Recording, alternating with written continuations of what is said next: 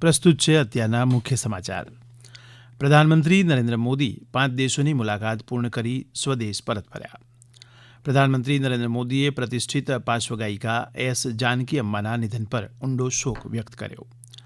કેન્દ્રીય ગૃહમંત્રી અમિત શાહે અમદાવાદમાં સામૂહિક વૃક્ષારોપણ કાર્યક્રમ શરૂ કરાવ્યો. કેન્દ્રીય ગૃહમંત્રીએ વ્યક્તિત્વ વિકાસમાં પુસ્તકાલયોની મહત્વપૂર્ણ ભૂમિકા પર પ્રકાશ પાડતા યુવા પેઢીને પુસ્તકાલયો સાથે જોડવા અપીલ કરી.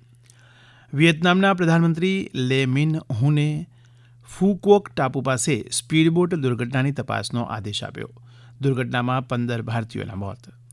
રાષ્ટ્રપતિ, ઉપરાષ્ટ્રપતિ, પ્રધાનમંત્રી અને વિદેશમંત્રીએ વિયેતનામના ફુ ક્વોક ટાપુ નજીક બોટ દુર્ઘટનામાં 15 ભારતીય નાગરિકોના મોત પર દુઃખ વ્યક્ત કર્યું.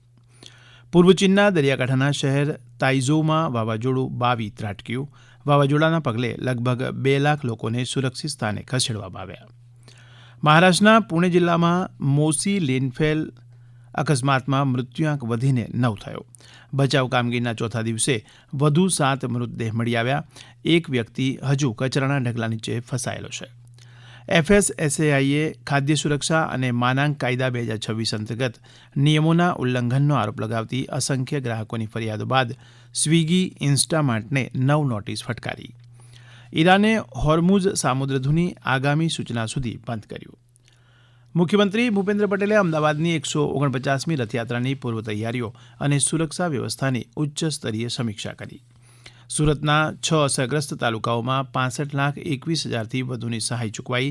અસરગ્રસ્તોની મદદ માટે ફ્લડ લોન યોજના શરૂ. રાજ્યભરમાં યોજાયેલી લોક અદાલતમાં 5 લાખ કરતાં વધુ કેસોનો નિકાલ. આગામી રથયાત્રા પૂર્વે સુરત ક્રાઇમ બ્રાન્ચે કરેલી કાર્યવાહીમાં 70થી વધુ આરોપીઓ પકડાયા. અને વલસાડ જિલ્લામાં પોલીસે 9,55,000નો ગાંજો જપ્ત કર્યો.